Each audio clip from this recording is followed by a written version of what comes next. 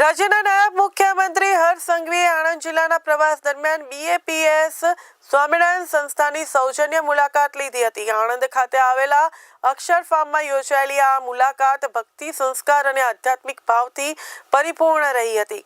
અક્ષર farm પહોંચતા નાયબ મુખ્યમંત્રી હર્ષ સંઘવીનું BAPS સ્વામિનારાયણ સંસ્થાના ભગવત ચરણ સ્વામીએ આત્મીય સ્વાગત કર્યું હતું અને આશીર્વચન પાઠવ્યા હતા। સમગ્ર મુલાકાત દરમિયાન આધ્યાત્મિક વાતાવરણ અને ભક્તિભાવ સ્પષ્ટ રીતે જોવા મળ્યો હતો।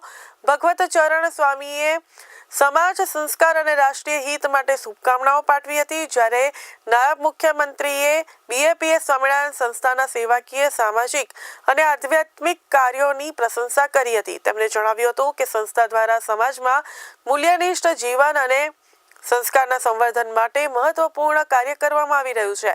આ પ્રસંગે પ્રભારી મંત્રી સંજયસિંહ મૈડા, સાંસદ મિતેશ પટેલ, સાંસદ હેમાંગ જોશી સહિતના આગેવાનો અને અગ્રણીઓ ઉપસ્થિત રહ્યા હતા।